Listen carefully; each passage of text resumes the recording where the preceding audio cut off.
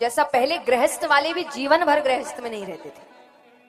एक उम्र के बाद जब बच्चे समझदार हो जाते थे, बच्चों को राज इत्यादि देकर वो वन की ओर वैराग्य, तो जिंदगी भर गृहस्थ में नहीं रहते थे। एक समय तक गृहस्थ का आनंद लेते, फिर वैराग्य लेते। तो वो भरत जी भी, उन्होंने अपना समय बिताया, फिर वैराग्य, वन की ओर चले गए। अब एक दिन वे नदी में स्नान कर रहे हैं, तो एक किनारे पर मृगों का समूह है, मृग यानी हिरण। तो उस समूह में एक मृग मादा भी है जो गर्भवती है। अचानक सी सिंह की गर्जना होती है, सब डर गए। तो डर के मारे सब दूसरी ओर छलांग लगा रहे हैं। तो उस मृग मादा ने भी छलांग लगाई, पर छलांग की वजह से उसका बच्चा गिर जाता है। अब पानी में गिरता है तो पानी में भरत जी है, भरत जी ने पकड़ लिया। और वहां पर क्योंकि इस प्रकार बालक हुआ, माता की मृत्यु हो गई, तो भरत जी कहते अब ये बच्चा कहां रहेगा? तो वो अपनी कुटिया लेकर आ गए। अब मनुष्य का ये स्वभाव है कि अगर वो 24 घंटे किसी के साथ बिता रहा है तो उसमें मोह पड़ जाना स्वाभाविक है। उनका मोह पड़ गया, और ऐसा मोह पड़ा कि अब सोए तो मृग बालक के साथ, उठे तो मृग बालक के साथ, स्नान करे तो मृग बालक के साथ, भोजन करे तो मृग बालक के साथ, पूजा करे तो मृग बालक के साथ, दिन भर वो आसपास चले। कहां ये मोह माया छोड़ कर आए थे और कहां यहां पर भी मोह में पड़ गए। अब एक दिन वो पूजा की तैयारी कर रहे हैं, वो बच्चा बाहर जो मृग बालक के खेल रहा है, बाहर मृगों का समूह आया, अपने जैसों को देखकर वो उनके साथ चला गया। अब वो बाहर आते हैं देखने, तो कहीं नजर नहीं आ रहा, पागलों की तरह घूम रहे हैं, पागल हो गए वो वन में कहां मिलेगा वो वापस। धीरे धीरे साल बीतते हैं, अंत समय आया। अंत समय में भी उनके मुख में एक ही नाम, मेरा मृग बालक कहां गया। दूसरी योनि उनको मृग योनि प्राप्त होती है, उसके बाद उनको मनुष्य योनि मिलती है। तो मनुष्य योनि में वो एक ब्राह्मण के घर पैदा होते हैं। उनकी 2 स्त्रियां, एक से कुछ बालक और एक से एक कन्या एक बालक। वो एक बालक भरत जी थे। तो भरत जी को जो बड़े भाई इत्यादि उन्होंने पढ़ाया लिखाया नहीं, कि ज्यादा शिक्षा देते नहीं है वरना आगे जाकर दिक्कत करेगा। कैसी दिक्कत? कैसी दिक्कत?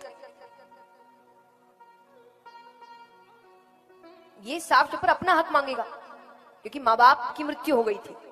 तो वो अपना हक मांगेगा कि मुझे भी जीवन जीना है, क्योंकि उनको पढ़ाया लिखाया नहीं गया, कुछ भी नहीं। तो उनको लग रहा है इसको अनपढ़ रहने देते हैं, तो घर के काम इत्यादि कराने लगे। अब घर वाले कराते सो कराते, बाहर वाले भी कराने लगे। भरत जरा काम कर देना, जरा सफाई कर देना, जरा बच्चे को संभाल देना, जरा सामान ला देना, और वो सब करते थे। बहुत भोले। उनके इस भोलेपन को उनकी मूर्खता समझी और उनका नाम रख दिया जड़ भरत। जड़ मतलब, जड़ मतलब मूर्ख, तो उनका नाम रख दिया जड़ भरत। अब यहां पर पत्नियों ने कहा कि हम तो घर वाले हैं काम कराते, बाहर वाले बिना पैसे दिए काम कराते हैं। तो भाई कहते काम करो, इसको गांव के बाहर जो खेत है अपना, उसकी रखवाली के लिए भेज दो। पत्नी कहे वहां ना रहने की जगह है ना खाने की जगह है, कौन रोज रोज खाना पहुंचाएगा? अरे बोले कुछ दिन पहुंचाएंगे फिर बंद कर देंगे, अपने आप को इंतजाम कर लेगा। बड़े प्यार से उनको बुलाया गया, बड़े आज्ञाकारी थे भरत जी। तो उनको बुलाया गया कि भरत, गांव के तो सारे काम हम देख लेते हैं, क्योंकि माता पिता रहे नहीं, उनके सारे काम हमें तुम्हें ही संभालने हैं। तो गांव के काम हम देख लेते हैं, पर गांव के बाहर जो खेत है उसकी रखवाली के लिए तुम जाओ, और हम तुम्हें भोजन पहुंचा दिया करेंगे, तुम वापस मत आना, क्योंकि अभी जमीन खेत हड़पना सबने चालू कर दिया है, तुम वहीं रहना। उनको पता था अगर एक बार उनको कोई बात समझा दी तो वो ही करते थे। चले गए। 1-2 दिन तो भोजन आया, फिर बंद हो गया। बहुत दिन हो गए भरत जी ने कुछ नहीं खाया, कुछ भी नहीं। अब उसी खेत के पास एक प्राचीन माता भद्रकाली का मंदिर था।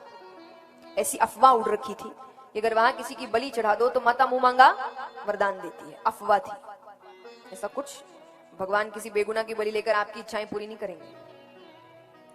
तो ये अफवाह वहां के कुछ डकैतों ने सुन रखी थी। तो वो जो सरदार था वो कहता देखो आसपास कोई बैठा होगा, पकड़ के लाओ, उसकी बलि चढ़ा देंगे। तो आसपास तो एक ही बैठा है। भरत जी को लेकर आते हैं। अब बलि चढ़ाने से पहले आपका बड़ा क्या कहते हैं, आओ भगत होता है, अच्छे निलाया दुलाया जाता है, कपड़े दिए जाते हैं, खाना दिया जाता है। तो उनको खाना जब दिया गया वो इतने भूखे हैं कि वो दोनों हाथों से खाने लगे। जब तृप्त हो गए तब उन्होंने एक डकैत को अपने पास बुलाया कि आज कोई उत्सव है क्या, मुझे अच्छे कपड़े दिए जा रहे हैं, भोजन दिया जा रहा है। अब उनको लगा अकेला है, भाग भी कहां जाएगा, तो उन्होंने सच बोल दिया कि नहीं आज तुम्हारी बलि चढ़ाई जाएगी। भरत जी कहते हैं तो एक काम करो, रोज मेरी बलि चढ़ा दिया करो, मुझे भोजन दे दिया करो। मैं पास ही रहता हूं। उनको बलि तक का मतलब नहीं पता था, तो उनको लग रहा है जो भी करता है कर ले, पर मुझे खाना दे दे बस। तो उन्होंने कहा कि कितना मूर्ख है, इसको बलि का मतलब नहीं पता। सरदार कहते सही बात है, दिक्कत नहीं करेगा, कोई भी कहानी बना के इसकी बलि चढ़ा देंगे। तो उन्होंने कहा कि तुमने सही कहा, आज एक उत्सव है, आज माता दर्शन देने आने वाली है, चलो हम सब मंदिर जा रहे हैं। मंदिर में ले गए, बोले आंख बंद करके सर झुकाकर घुटने पर बैठ जाओ, माता देखना दर्शन देने आएगी। वो बैठ गए, तलवार निकालते हैं, मारने लगते हैं कि वहां पर साक्षात माता भद्रकाली प्रकट होती है। बोलिए काली महाकाली मात की। जितने डकैत से सबका वध करती है। देखिए, जो खुद की चिंता नहीं करते ना, उनकी चिंता भगवान करते हैं।